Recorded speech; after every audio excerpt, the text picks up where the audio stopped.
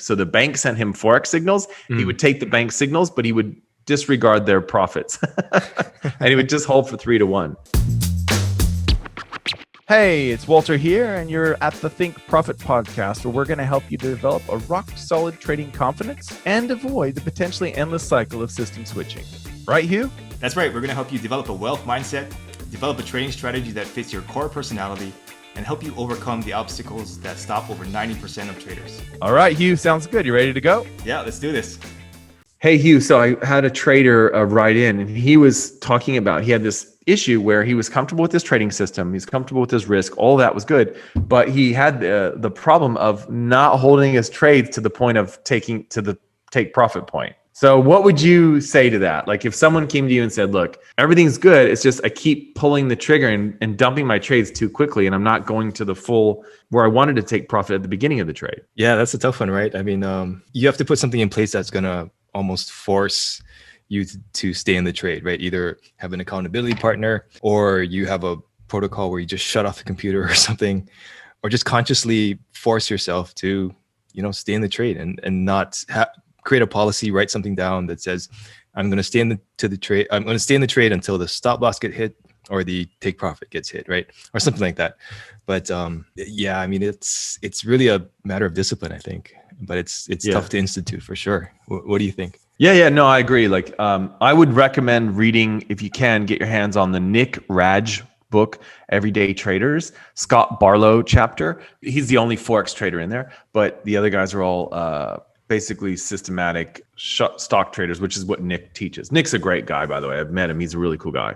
That interview with Scott really changed my whole thinking on that, because the guy was talking about this exact thing. He's like, look, it's up to me to make sure that my system has the right risk to reward, right? And his was 3 to 1. So he always, no matter what, did 3 to 1, held to 3 to 1. I tried to interview him, but he doesn't want to be interviewed. But yeah, so yeah, and he was interesting because he actually offloaded the signals to a bank. So the bank sent him Forex signals. He would take the bank signals, but he would disregard their profits, and he would just hold for 3 to 1. So it's really, really interesting guy.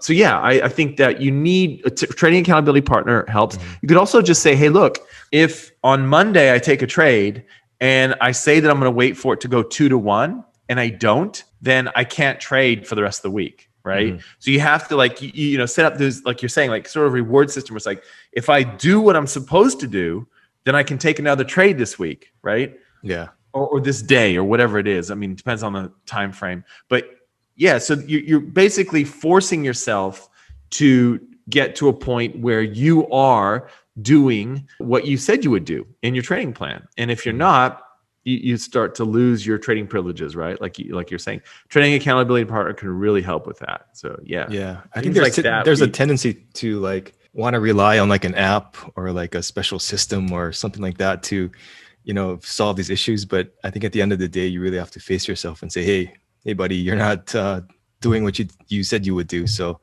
I think that's what it comes down to, right? Hey there, I hope you're finding this episode useful. I just wanted to let you know that Walter and I give away something valuable every month that helps traders improve their skills.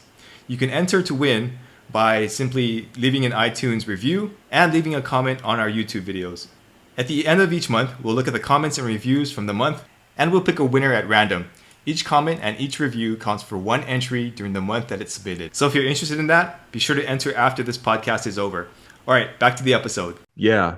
And I have a chart, like a spreadsheet, and it shows like when your risk reward shifts and you just shift a little bit over, how much more likely you are to have a terrible drawdown, or blow up your account. And it's fascinating to see how close most of us, we trade right on the edge, right? So if we start moving our 2 to 1 system, it starts becoming a 1.75 to 1 or 1.65 to 1 instead of a 2 to 1 because we're so antsy to take profits.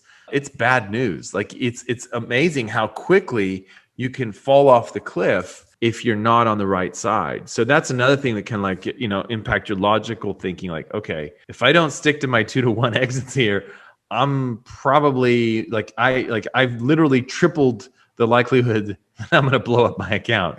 This is bad news, right? So yeah, maybe post that on your wall or something in front of you. Yeah, exactly. Yeah. Yeah, that sounds like a great idea. Yeah. Okay, cool. Thanks, Walter. See ya. See ya. All information in this podcast is for educational and informational purposes only and is not trading or investment advice.